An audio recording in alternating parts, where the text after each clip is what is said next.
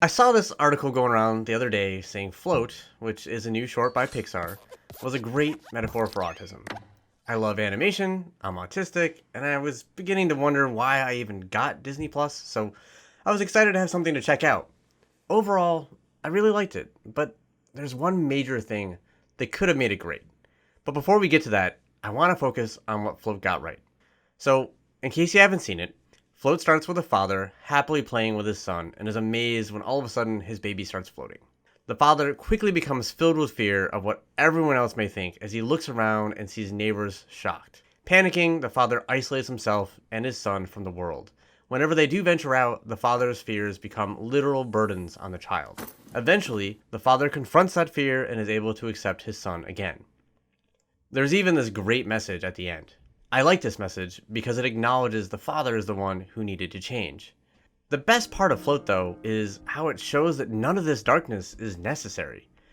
The father was fully accepting and loved his child unconditionally. He was even amazed when his son floated.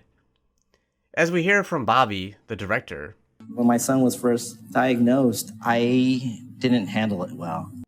and I'm sure many parents can relate to this, but rather than only blaming parents for doubting their acceptance, I think we need to look at how society goes about tainting that. I think we get a clue where this starts from another comment Bobby makes. When he looks at society, that seeps in and kind of taints it. Most people are unaware of what autism really is and don't go looking for information until they or someone they know, like their child, is diagnosed. So, that initial diagnosis has a huge effect on how autism is framed in someone's mind and what kind of information they're going to seek out. We live in a society that focuses on autism or many other differences only through a medical or pathological lens, meaning that differences are framed as deficits or problems needing to be fixed. By definition, using this lens makes it difficult to be accepting, and it's easy to see how this may cause a parent of a young child to be fearful for their future. For example, if your child receives a diagnosis of autism in America, you will be warned by a doctor how important early intervention is, and that there's a small window of opportunity. So you need to do things right away. Things like 40 hours a week of therapies, including ABA, are the standard recommendation.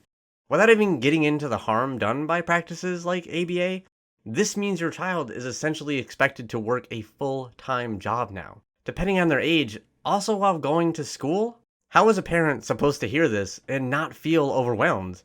Not just logistically to manage all of this and the related costs, especially in America with our healthcare system. If you don't do everything right away, your child could be forever broken, and it will all be your fault. Of course, you were just told this after likely waiting months just to see someone to get this diagnosis. And what if you already missed the supposedly critical early window because your child was diagnosed at a later age? See, Bobby likely heard these same messages. But what if parents were told something else?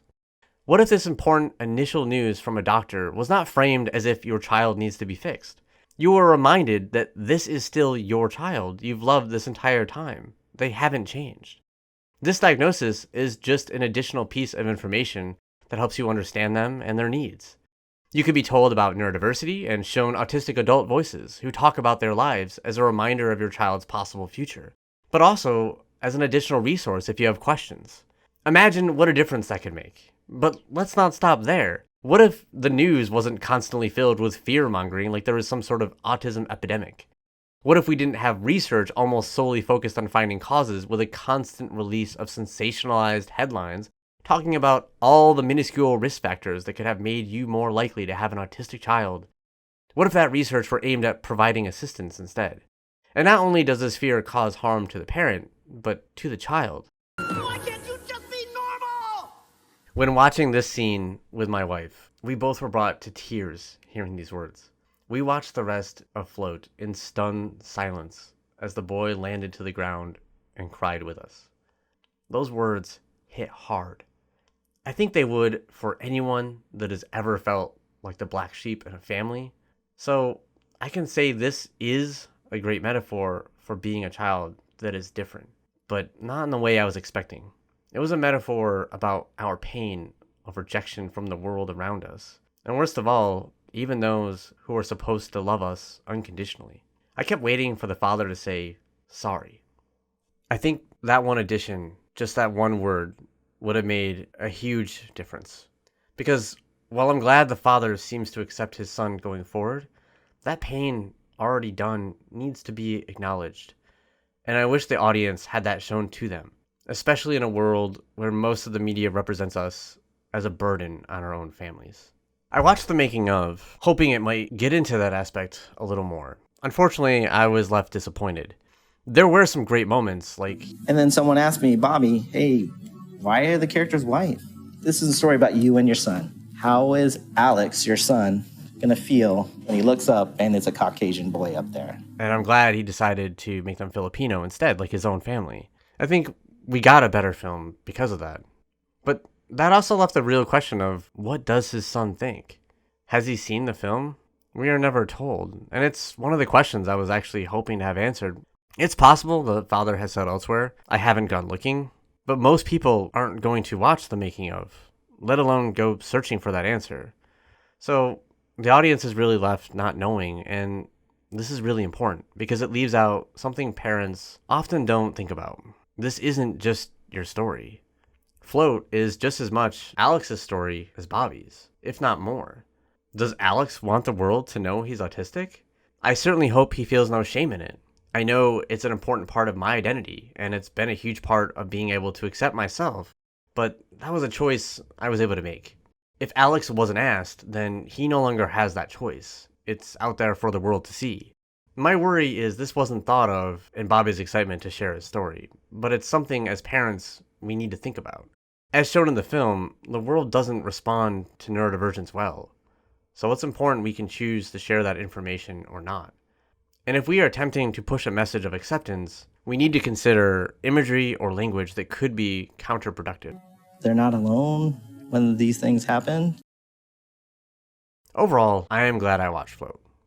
I appreciated the message about accepting children and that the father owned that he was the one who needed to get better. So that's what I'm going to do. I'm going to just let my son be himself. I just hope that's the message people take away from it and not... Why can't you just be normal? Thanks for watching, everyone. I've been trying to play with different video formats to see if I can find something where I can get a video out more often. So if you like this, please let me know by hitting the thumbs up and subscribe if you'd like to see more.